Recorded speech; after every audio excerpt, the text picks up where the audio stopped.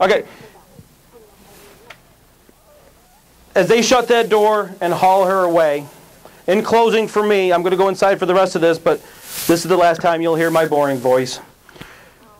I ask you, this badge that I wear, the shiny badge like Debbie Murphy has, makes me tell you kids not to drink until you're 21. It makes me say, never drink and drive, never get behind that wheel. But I went to Salem, and I'm an adult. I take that badge off, I'm human. I know you're going to experiment. I'm not stupid. If I sat here and just lectured to you, don't do it, don't do it, don't do it, a lot of you are going to leave and say, that was a boring presentation. So, to sum it up, the badge makes me say, don't drink till you're 21, never drink and drive. I take that badge off as a human, never drink and drive. But as kids, if you're going to experiment with it, use your head. Be smart about it. If you have one drink, you take one sip. Make the phone call to a teacher, to a sober friend, to a family member. Give that family member, your parent, the chance to wake you up in the morning and to yell and scream at you and to ground you. Like I said, take the iPhone, the iPod, the DS away from you. Give them the chance to do that, because at least they have the chance to wake you up. With Patricia leaving, Mr. and Mrs. Russo don't have that chance. The next time that they see their daughter is at the morgue. Think about that in the back of your minds. Give your family the chance to wake you up. Don't end up like this. Have a safe prom, have fun, and be safe. And like I said, if you do touch the alcohol, don't. But if you do, use your head. Be smart about it. The 1 second decision is going to change your life forever. Thank you. I'm Bruce Hamilton. I'm an investigator with the Sheriff's Office. Part of my duties there is I'm an accident reconstructionist. That means anytime there's a bad accident or a fatality, I go out and we do an investigation. A lot of people think of traffic accidents as just that. They're an accident, but they're not. There's usually a reason that they happen. Most times they could have been prevented. That's especially true when you have alcohol or drugs involved and anything like that. They aren't accidents. They're considered a criminal matter, and they're investigated as a criminal matter. Okay? That's the way we do it. I've been involved in several cases. Our guy was there, and we worked like hell trying to get her out of that car, and we couldn't. It was just jammed. It took an hour to cut her out of the car. But there's somebody that's taken their life, turned it around, and was on the path of moving forward, and they're dead. And it's a tragedy. On April 22nd or 23rd of 2008, I met him at his house after his daughter was killed in an alcohol-related crash. His daughter and another girl from northern Vermont were in a car, and I'll let Bill tell you about that. But I sat in Bill's house just like I've sat in some of your houses here at Salem, and their house is no different. Bill and his wife Naomi are no different. They're just like your parents at home, believe me. And I sat in his house, and I talked to him about his daughter, explained to him the investigation and what we were trying to do.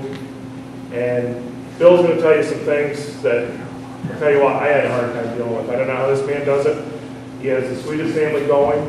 He has the whole family. I can't give Bill enough credit for coming here, because as hard as this is for me to stand up here and talk to you, just think of what this guy did. He's lost a part of his life that he's always never going to be able to redeem. So I'm going to let you talk to him. Before you say, well, that's impossible or that can't happen to me, I'll just say one thing to you guys. 33 years ago when I stood in this gym at my prom, when Mrs. Adams was the prom queen, I'm going to throw her under the bus.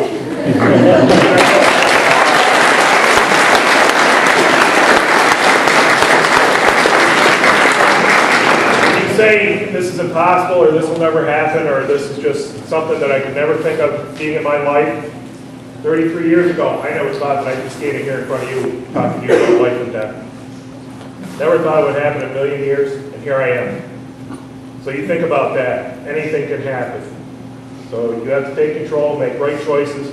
As Deputy Sullivan said to you outside, if you're in that situation, you've been drinking or you're in an unsafe place, pick up the phone and call. I don't care if you call me. I'll come get you at 2 o'clock in the morning. Call somebody and get yourself home safely and deal with the consequences afterwards, because there's no do-overs with this. Okay? Pay attention to what Mr. James says, because he's telling you right from the heart, okay? Good.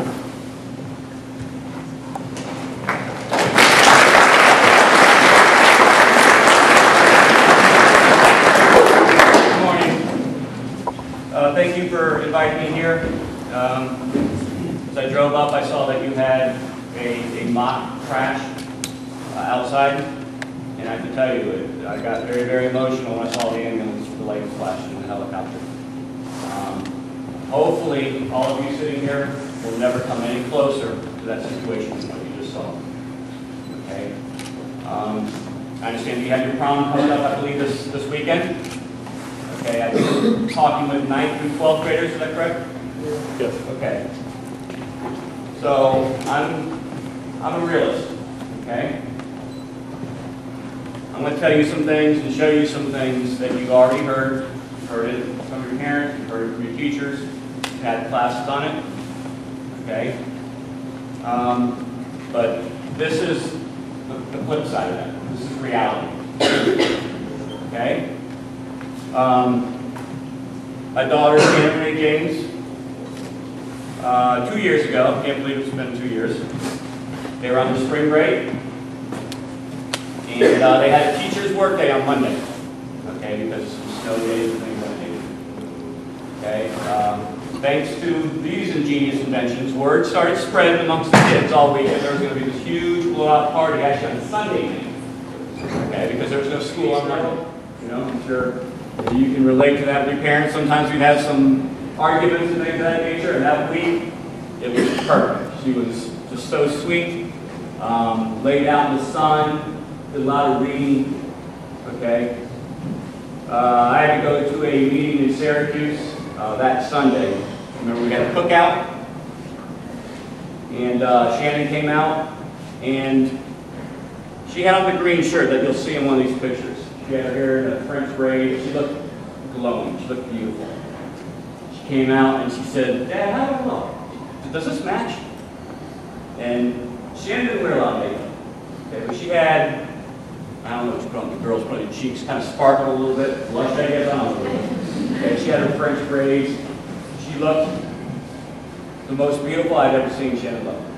Okay, that picture was taken that day.